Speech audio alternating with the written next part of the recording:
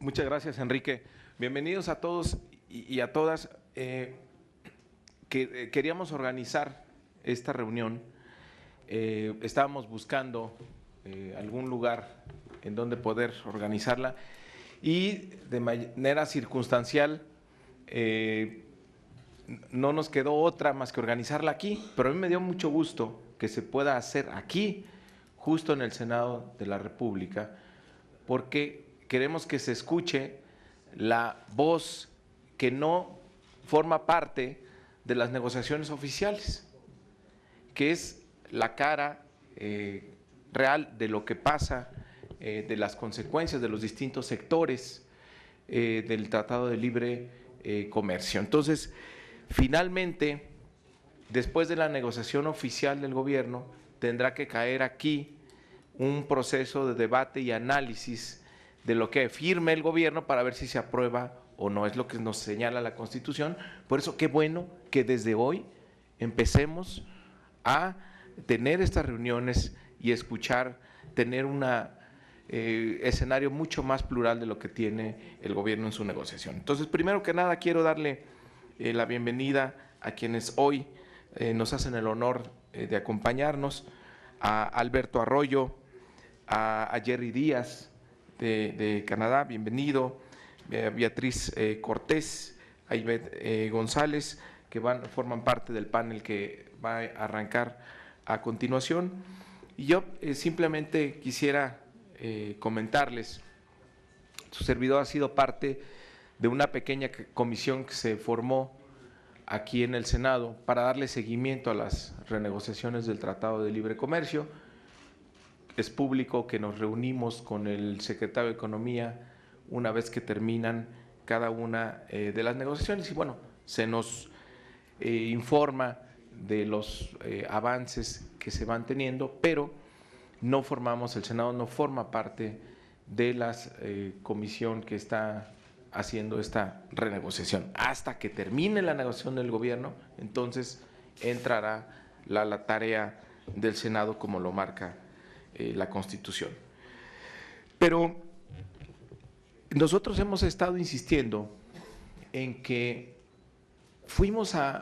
estamos en una negociación, no como resultado de una reflexión de los tres países después de 23 años y tener muy claros los balances de dónde estamos, qué se quería lograr y dónde estamos en todos y cada uno de los sectores. Cuando menos en México no tenemos un diagnóstico claro de cuál es el resultado de 23 años de Tratado de Libre Comercio en los distintos sectores, cuáles son nuestras fortalezas, cuáles son nuestras debilidades, cuál debería ser la agenda de México en esta negociación. Parece que entramos así, sin ningún análisis estratégico, y ha sido muy reactiva la posición del gobierno mexicano respecto principalmente de la agenda que señalan los Estados Unidos. Y esto no es una buena noticia porque no nos permite tener una visión integral de cómo podríamos mejorar, qué tipo de negociación deberíamos tener para mejorar en cada uno de los sectores y que finalmente el impacto del libre comercio en Norteamérica traiga beneficios para nuestra economía.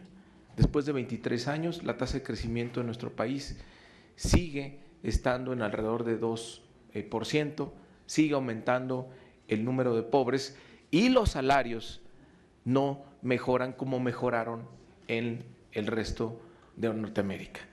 Y de repente, pues el gobierno se pone muy nervioso cuando las organizaciones sociales dicen, pongamos sobre la mesa el tema de los salarios, el tema del cambio climático, el cómo hacemos que el comercio tenga efectos redistributivos y de crecimiento. Y entonces el gobierno se pone nervioso y dice, no, esos temas deberían de quedar fuera. Y qué bueno que hoy estemos impulsando justamente eso, porque no podemos cerrarnos a disminuir la agenda estrictamente a un tema de tarifas y de aranceles en algunos sectores, sí que haya consecuencias en todo lo demás.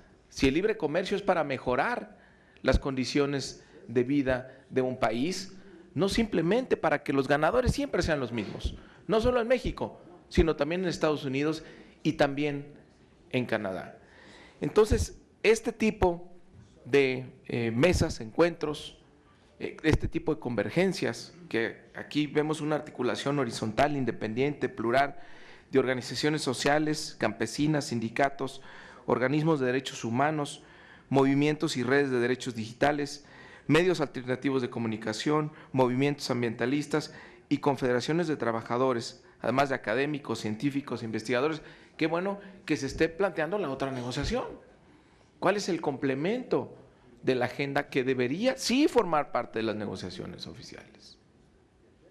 ¿Por qué? Porque en toda la narrativa del libre comercio hay algunas cosas que ya claramente no están funcionando, y me parece que el más evidente es el de los salarios.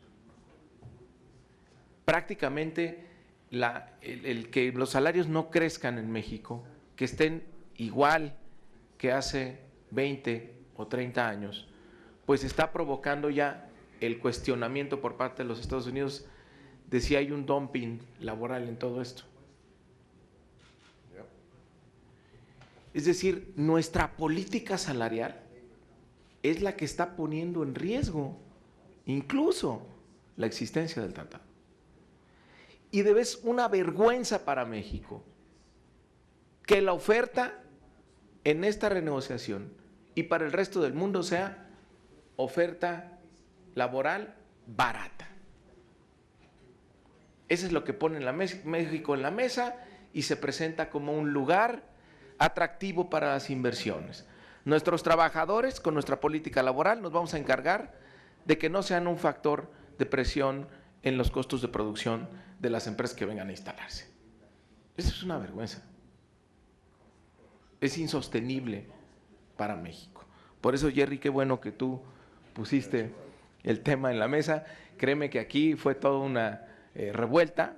Nosotros no nos cansamos de decir eso, pero ya no nos hacen mucho caso, pero de repente llega de afuera, oigan, ¿y por qué no crecen los salarios en México? Y de repente, boom, se arma toda una discusión muy útil para nuestro país y nos ayuda a derrumbar falsos mitos en los que se sostiene ese anclaje del salario, que va a generar inflación, que debería relacionarse a la productividad. Pues ahí está el crecimiento de la productividad de los trabajadores mexicanos y no se ve compensado en términos salariales. Bueno, yo ya hablé demasiado. Decir que hay mucha incertidumbre en México por esta agenda tan inestable del gobierno de los Estados Unidos, que esta extensión de las negociaciones hasta marzo, porque Estados Unidos estaba muy ocupado con su reforma fiscal y su discusión del presupuesto, ha alargado las negociaciones hasta marzo. Qué bueno, porque nos da más tiempo de organizarnos, de tener una agenda que tenga más incidencia en las negociaciones actuales. Sin duda que va a ser un tema fundamental en la campaña electoral en nuestro país y también en los Estados Unidos en noviembre del año que entra. Y creo que tenemos la oportunidad a partir de esta organización y de presionar y presentar análisis y presentar propuestas de que tengamos una negociación más justa para todos los sectores en México, en Estados Unidos y en Canadá, y que no ganen siempre los mismos, que no sean los ganadores de siempre, y que cambiemos esta tendencia que tenemos en Norteamérica y en México, pues una polarización del ingreso, y pues no dar cabida tampoco pues a una agenda que se ve por parte de los Estados Unidos muy agresiva, que puede tener consecuencias para los trabajadores y muchos de los sectores en Estados Unidos, en Canadá pero sobre todo en nuestro país.